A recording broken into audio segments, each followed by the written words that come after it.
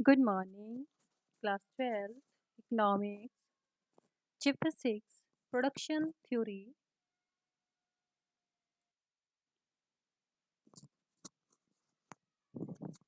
कल हमने किया था वेरिएबल फैक्टर रेशो, यानी कि आपका था अल्पकालीन उत्पादन फलन, जिसको हम वेरिएबल प्रोडक्शन फंक्शन भी बोलते हैं। तो उसका डायग्राम है ये आपका कल वाले टॉपिक का। ओ एक्स एक्सिस पे हमने क्या लिया है, लेबर, और ओ वाई एक्सिस पे हमने क्या लिया है, के, यानी कि units of capital. Short term period है तो कुछ फैक्टर आपके क्या थे, वेरिएबल थे। एक फैक्टर वेरिएबल था और बाकी आपके नहीं, बाकी आपके फिक्स थे। तो वेरिएबल कौन सा था हमारा, लेबर। के यानी कि कैपिटल तो फिक्स थी, तो हमने उसको ओ एक्स एक्सिस के पैरेलल दिखा दिया कि वो फिक्स है, उसमें कोई भी चेंज नहीं किया जा सकता। अब पहले आप ओ एल वन लेबर लगा रहे थे प्रोडक्शन के लिए, अब आपको और ज़्यादा प्रोडक्शन करना है तो हमने क्या किया, ओ एल टू लेबर के यूनिट्स को बढ़ा दिया, पर जो हमारी कैपिटल है उसमें कोई भी चेंज नहीं होगा। नेक्स्ट है हमारा लॉन्ग टर्म प्रोडक्शन फंक्शन, यानी कि दीर्घकालीन उत्पादन फलन। अब लॉन्ग टर्म क्या है आपका, लॉन्ग पीरियड वो पीरियड होता है जिसमें प्रोडक्शन के सारे फैक्टर वेरिएबल होते हैं, हर एक में इजीली आप चेंज कर सकते हैं। इसमें जितना आप प्रोडक्शन बढ़ाना चाहें, प्लांट आप खरीदना चाहें, मशीनरी खरीदनी चाहें, वो सब आप खरीद सकते हैं, प्रोडक्शन आप अपना बढ़ा सकते हैं।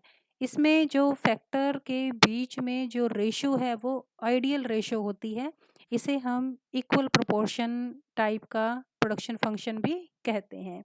इसमें जो फैक्टर रेशो है आपकी वो कांस्टेंट होगी।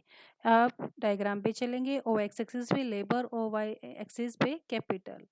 जब हमारी जो क्या है के वन हमने, यानी कि ओ के वन यूनिट्स कैपिटल की लगाई हैं, और उसके बाद आपने क्या किया, लेबर की यूनिट्स को भी बढ़ाया, साथ में हमने कैपिटल की भी यूनिट्स को बढ़ा लिया, यानी कि के टू यूनिट्स कर ली। तो यहाँ पर हम क्या शो कर रहा है, ये डायग्राम शो कर रहा है कि आप लेबर के साथ साथ कैपिटल को भी बढ़ा सकते हैं और अपने प्रोडक्शन को चेंज कर सकते हैं। इसमें जो फैक्टर रेशियो है वो चेंज नहीं होगी, कांस्टेंट रहेगी।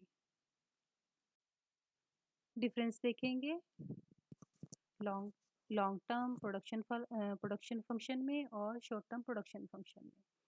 लॉन्ग टर्म में हमने क्या कहा था कि इसे हम इक्वल या कांस्टेंट प्रोपोर्शन प्रोडक्शन फंक्शन भी कहेंगे, और इसको हम क्या कहेंगे, वेरिएबल रेशियो प्रोडक्शन फंक्शन। दूसरा है हमारा लॉन्ग टर्म प्रोडक्शन फंक्शन को हमें हमारा जो फैक्टर रेशियो है वो इक्वल रहेगी, और शॉर्ट टर्म में आपकी जो फैक्टर रेशियो है वो चेंज होती रहेगी जैसे जैसे आप प्रोडक्शन में चेंज करेंगे। लॉन्ग टर्म में हम अपने फैक्टर्स की जो क्वांटिटी है, जो मात्रा है, उसको बढ़ा भी सकते हैं, कम भी कर सकते हैं, जैसा आपको लग रहा है आप वैसा कर सकते हैं। पर हम जो शॉर्ट टर्म में जो हमारे वेरिएबल फैक्टर हैं केवल उन्हीं को चेंज कर सकते हैं, फिक्स को चेंज नहीं कर सकते। अगर आपको प्रोडक्शन बढ़ाना है तो वेरिएबल की फैक्टर को आपको ज़्यादा यूज़ करना पड़ेगा। लास्ट है इसमें प्रोडक्शन के लेवल में जैसे जैसे चेंज होता है, उसके साथ साथ जो आपका प्रोडक्शन का स्केल है वो भी चेंज होगा। अगर आप प्रोडक्शन ज़्यादा कर रहे हैं तो आपका प्रोडक्शन ज़्यादा करने से आपका जो प्रोडक्शन का स्केल है वो भी बढ़ेगा। और शॉर्ट टर्म में आपके प्रोडक्शन के लेवल के चेंज होने पर उसका जो स्केल है वो चेंज नहीं होगा, वो आपका एज इट इज़ रहेगा। So this is all about difference between long term and short term production function. Revise this topic, note down this topic in your notebooks. Thank you.